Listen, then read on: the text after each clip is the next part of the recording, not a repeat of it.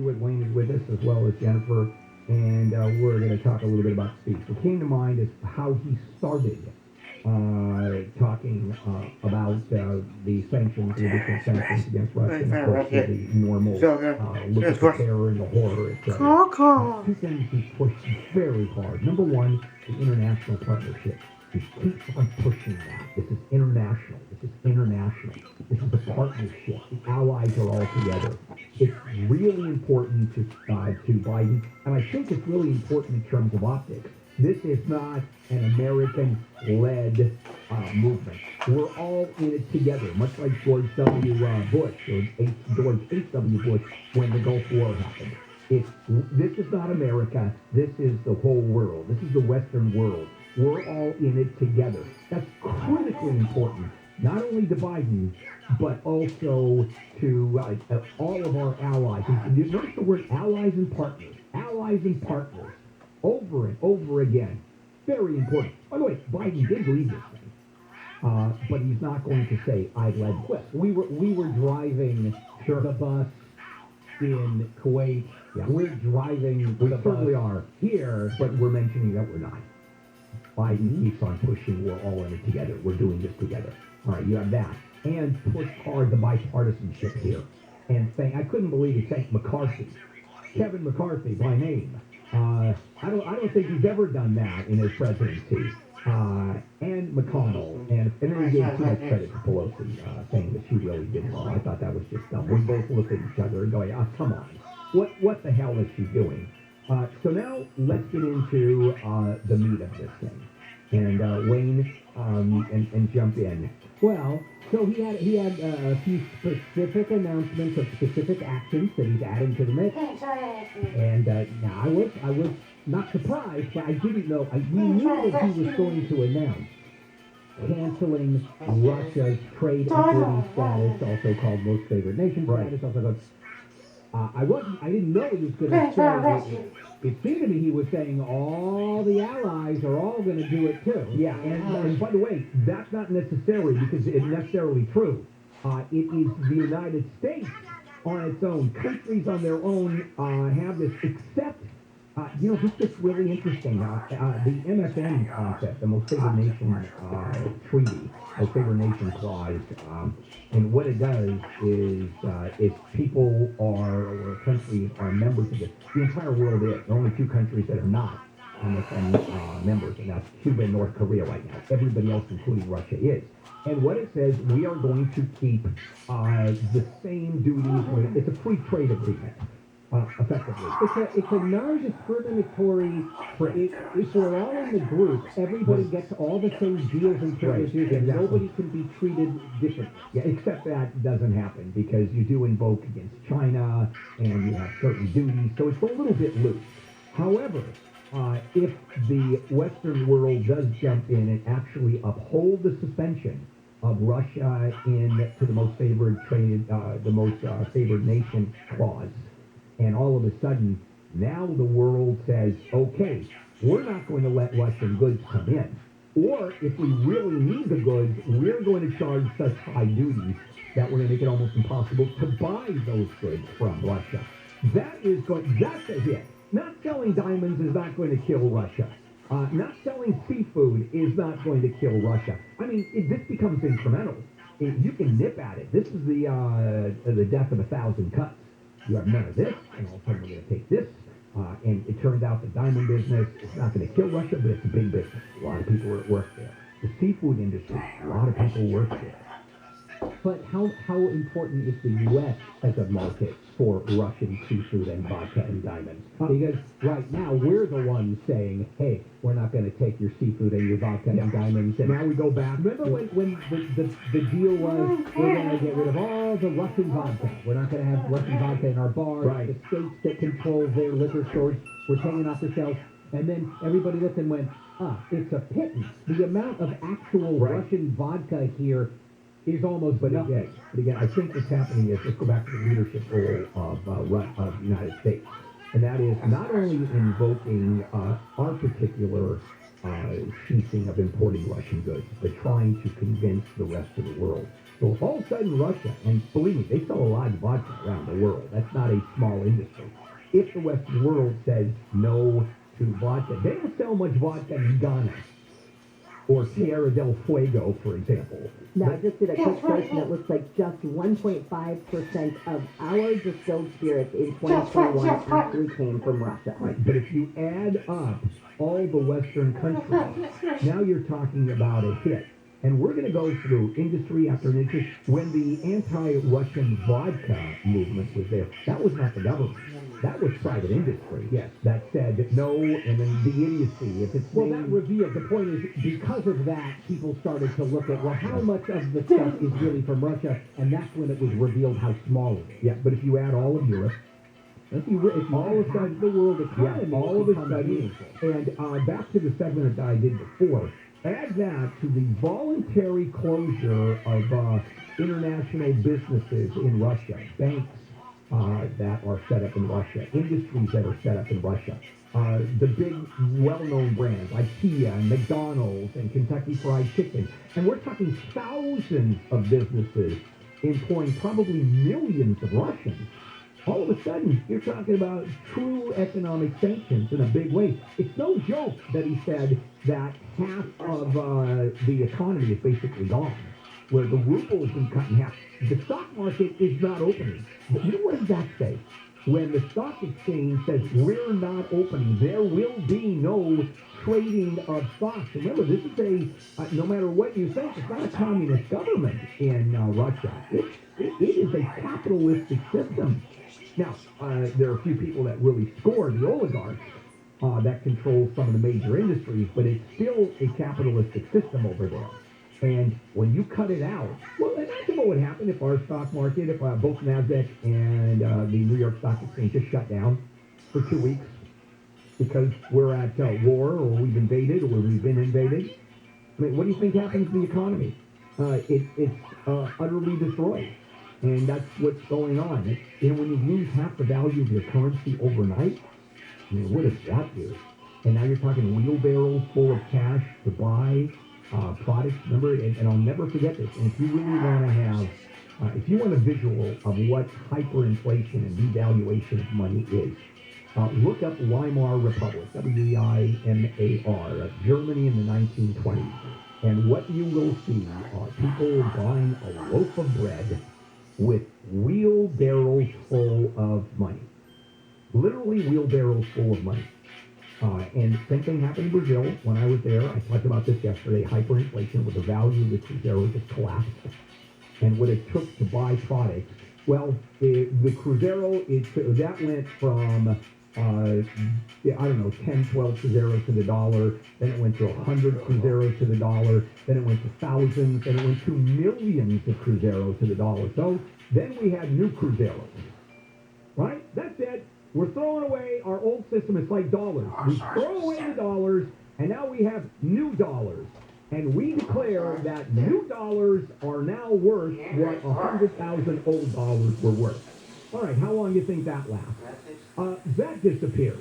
So then you come up with another currency. And in the case of Brazil, it was the real. And now you have reals or reals.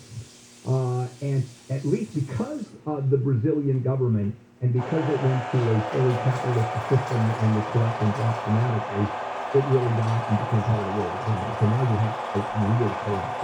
It goes up, it goes down, but still, that's what's happening in Russia right now. Rubles, new rubles, some super duper new rubles, you'll see double down, incredibly intergalactic, valuable new rubles. I think that's what you're going to see.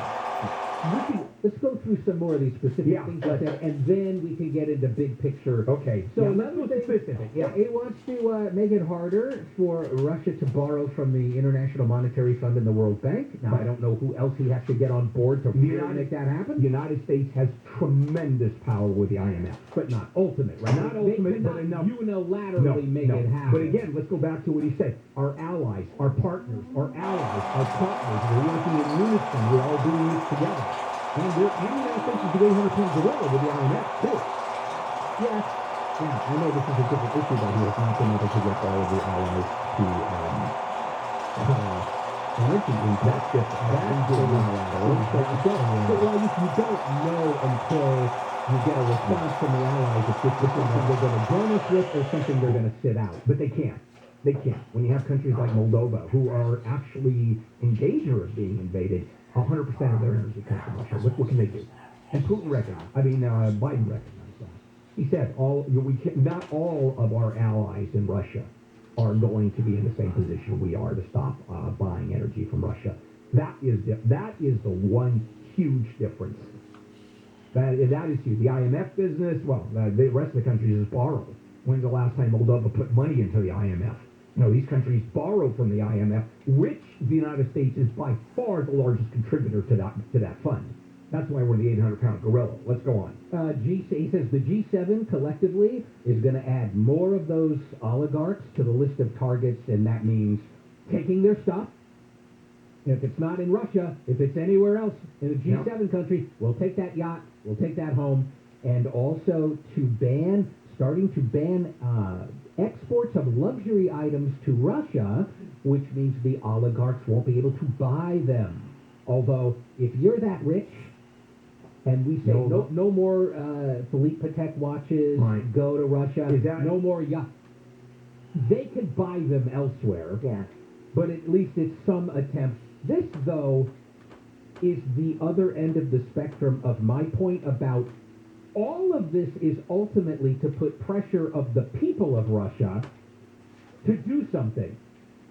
Most of these economic sanctions are putting pressure on the ordinary people of Russia, making their lives miserable that they will rise up and get rid of Putin. And then this is the other end, the upper echelon of Russia's society, to put the pressure on them so that they all say, hey, dude, cut it out. You're making it impossible for us to be super rich and have all these nice things.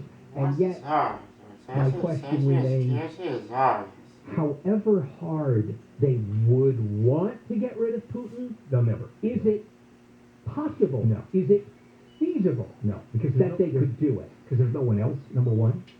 Who do they replace Putin with? And he's made it damn sure that there's nobody there as an alternative. That's number one. Number two, this is, and we've talked about this, and let's talk about the end game here. All right? Ukraine, I believe, is basically gone. It is, right now, Kyiv is being surrounded. You've got Mariupol, basically history.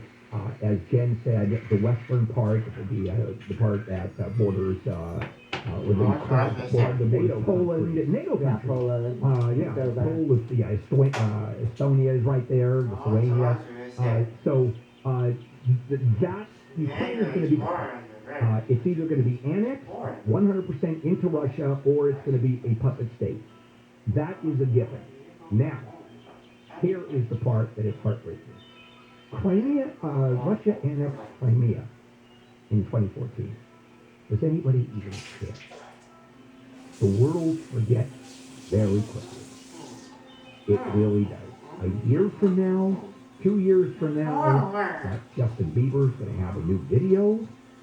You're going to see an election coming up, domestic problems. We're going to see here in LA, homelessness continue. Right now, this is top of mind. Right now, this is every day we talk about this, every headline. CNN is going wall to wall on this. Fox is the lead story. If you watch any of the national news, which I do, I'm now starting to watch ABC and NBC, and it's 3/4 of the broadcast is Ukraine. And then they cram in like 25% of local news, like the big snowstorm that's hitting in the east and that's wiping people out. That's going to disappear. That's going to disappear. And we're going to forget. And I think Putin is, in the end, I think Russia will not be the same. So first he does have to win. He hasn't won yet. Oh, he will. He will. First, he has to do that. Yeah, first. And he will. And he will. I mean, no matter what Ukraine does, and the Western world will never, ever go in with boots on the ground unless Putin is crazy enough to unleash biological, chemical weapons. And even then, it doesn't matter. Remember when Saddam Hussein, was it Saddam or was it Assad? It was Assad. It was Syria where they used gas, saline gas to wipe out entire villages. red line. Now that's what Obama said. He's crossed the line. That's our red line. Nothing happened. And that's what I thought at the end when President Biden was asked. I think the only question that he actually answered when he was asked what would happen, he said that Russia would pay a severe price for doing that. What does that mean? I mean, it's going to be a pariah state for a while. It's going to be, it's going to have some real economic problems. But then again, Russia is enough of a world player that it's going to go back, maybe not the same. It's going to be a pariah state. It's going to be a rogue nation for a while. But then, in the end, we're going to go back to normal. Ukrainians are going to sit there by themselves, like the Crimeans are, who are now Russians. The shame of it is that, the world forgets. Never forget. Never again. That was the mantra of the Holocaust survivors, right? That was the creation of Israel out of the ashes of the Holocaust. The only reason people still remember is Jews have great PR agencies.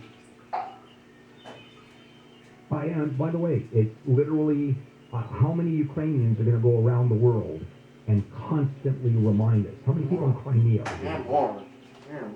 People forget.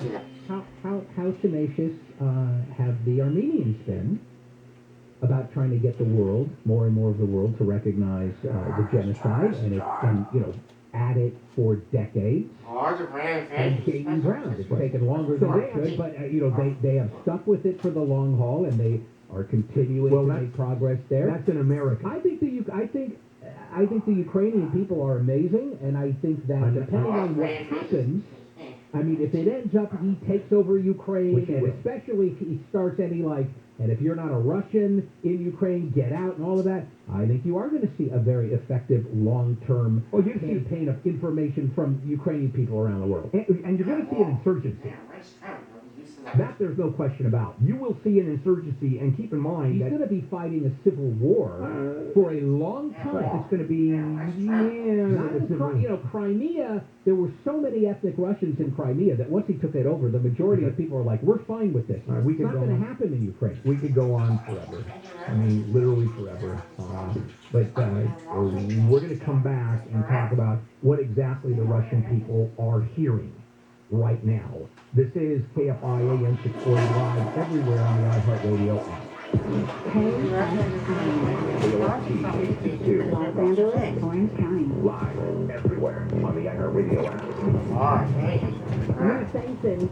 I'm Jennifer Jones-Lee live from the KFI 24-hour newsroom. As Handel and Wayne were just talking about, the U.S. and its allies are going to deny Russia its most favored nation status in response to its war on Ukraine. The most favored nation status designation means two countries have agreed to trade with each other under the best possible terms. Low tariffs, few barriers to trade, and the highest possible imports allowed. President Biden also says the U.S. is banning imports of Russian goods, including seafood, vodka, and diamonds.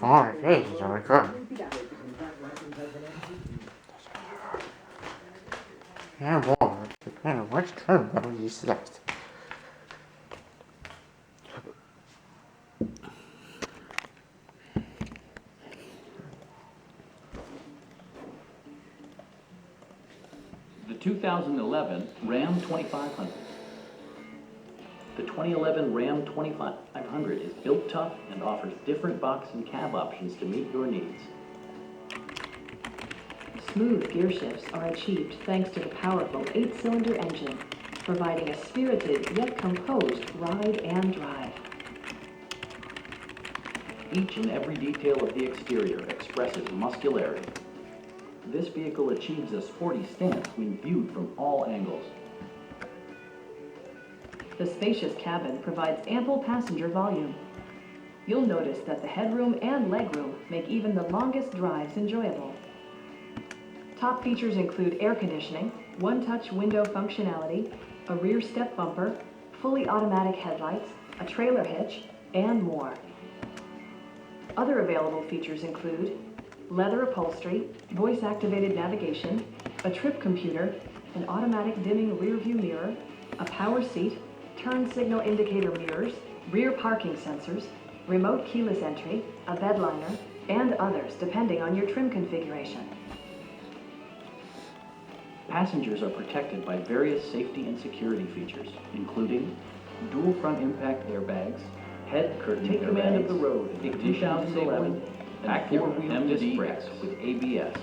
The 2011 package includes an integrated trailer braking engine that is both powerful and fuel efficient. The 2011 Ram 2500 each and every component on the exterior accelerator, and attractive stance is achieved thanks to alloy wheels glistening within the fenders.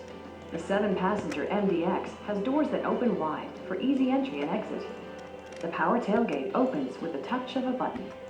You can rely on ultra-bright xenon headlights to keep the roadway illuminated. Premium leather seats provide maximum comfort, wrapping drivers and passengers in a shroud of luxury. Acura prioritized comfort and style by including a blind spot monitoring system, XM radio, optional rear entertainment system, and seat memory. With split folding second and third row seats, the MDX offers a wide variety of passenger and cargo combinations. The available Acura navigation system features a new display and voice recognition system with continuously updated traffic and weather information. Acura also prioritized safety and security by including brake assist, a panic alarm, and four-wheel disc brakes with ABS. The super handling all-wheel drive technology enhances cornering and maneuverability. The rear view camera activates when you engage reverse gear to assist when parking. The 2011 Acura MDX, both practical and stylish.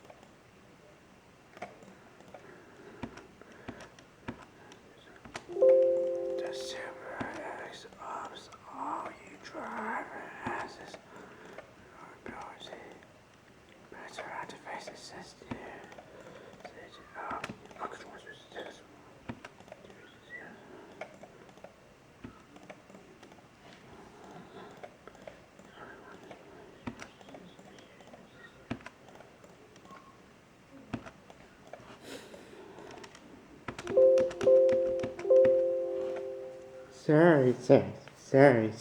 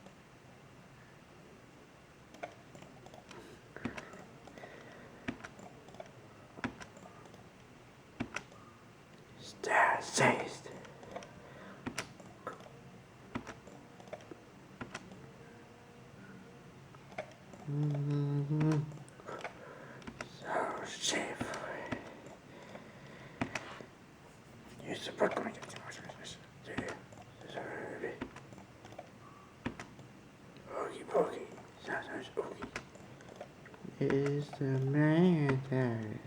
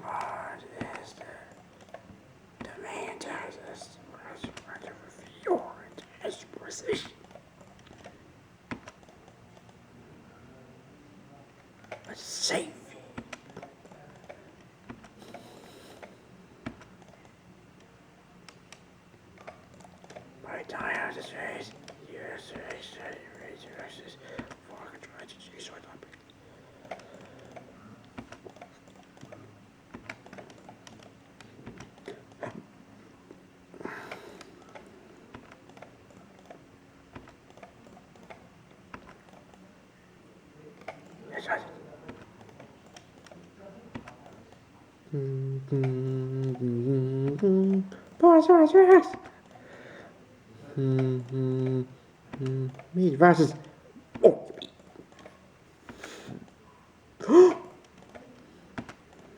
Meat versus prehistoric characters.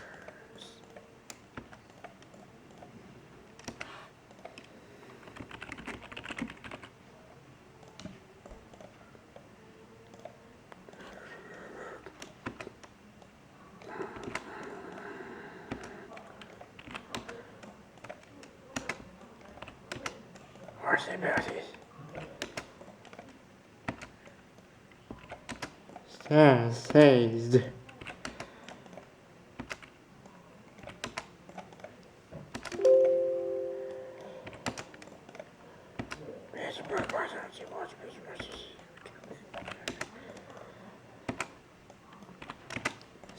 Sized.